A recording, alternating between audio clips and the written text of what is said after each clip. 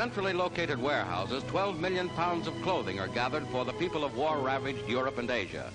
Arriving from all parts of Canada, the clothing is sorted by grade and type. More than 6 million pounds of clothing have already been shipped by the United Nations Relief and Rehabilitation Administration, and this important work goes on.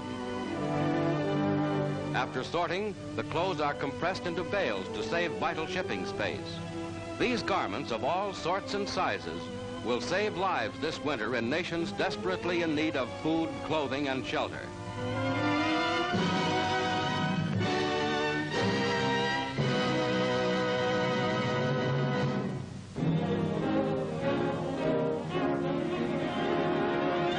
Freight yards are clogged with traffic. Trains are stalled as a record snowfall blankets northeastern United States. The city of Buffalo in western New York State lies under 68 inches of snow after a 4-day blizzard. The mayor has proclaimed an emergency, and every able-bodied citizen is called on to help dig out. Cars are half buried in drifts as street traffic is completely halted.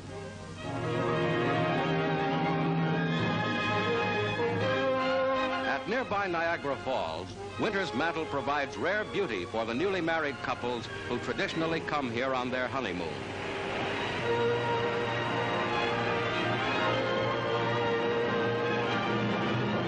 Winter's blast leaves beauty as well as hardship in its wake.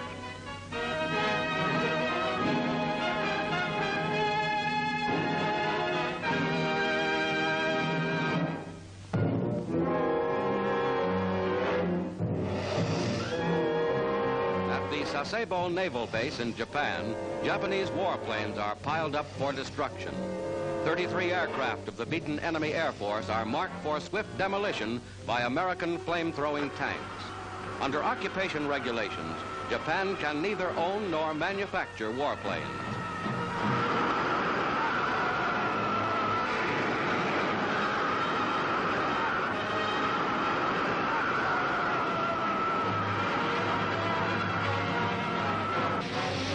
Japan's weapons, like her dreams of conquest, go up in smoke.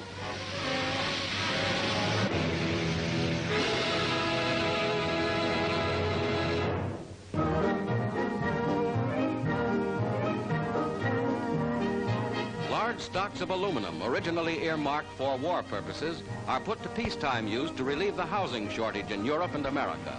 In these Canadian plants, the metal is rolled and shaped.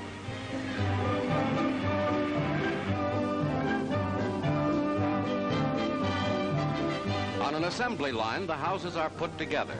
Aluminum clapboards provide a strong, all-weather finish.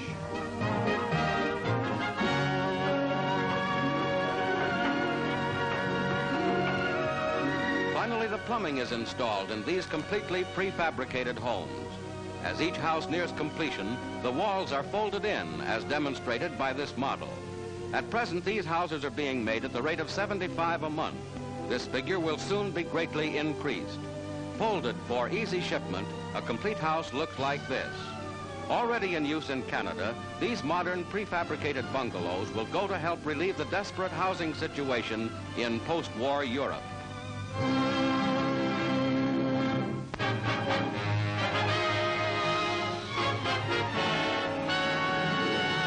California presents the latest in automotive design, a 3-wheeled light car for touring. It weighs only 1,000 pounds and is shortly going into mass production.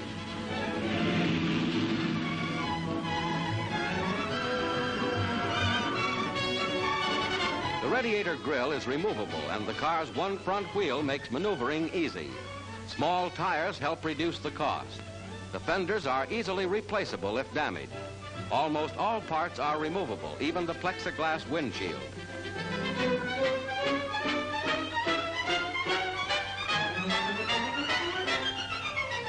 On the open highways, the car can travel at 116 miles an hour.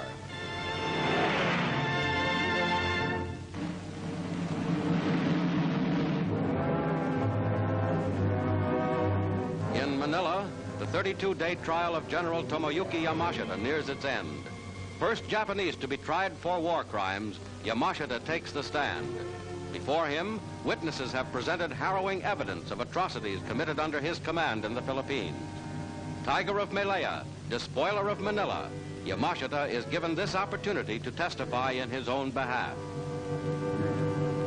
According to the evidence, approximately 60,000 unarmed men, women, and children were killed in the Philippine Islands by men under your command.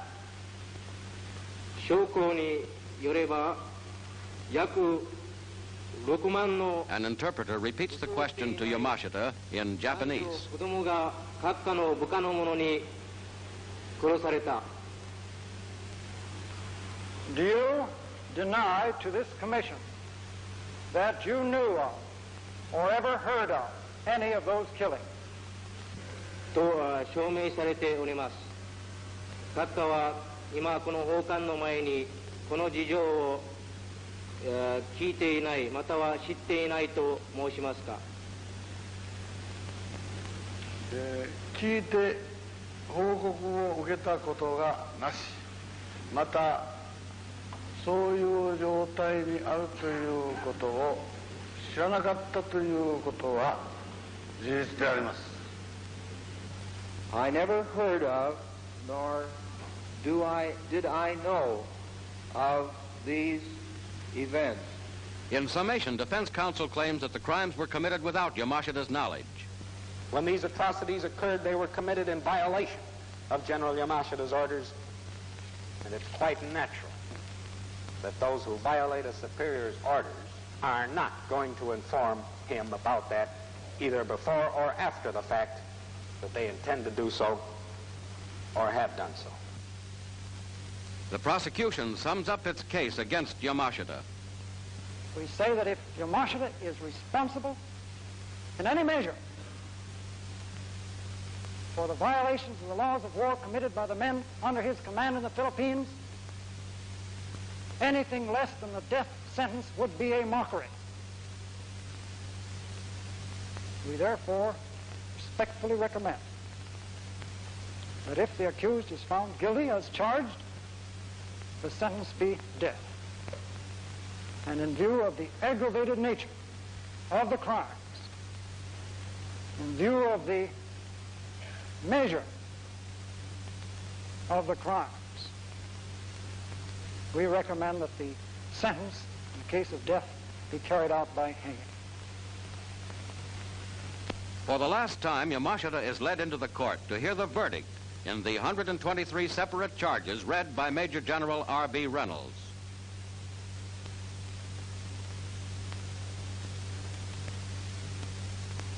That during the period in question you failed to provide effective control of your troops as was required by the circumstances. Accordingly, upon secret written ballot, 2/3 or more of the members concurring, the Commission finds you guilty as charged and sentences you to death by hanging.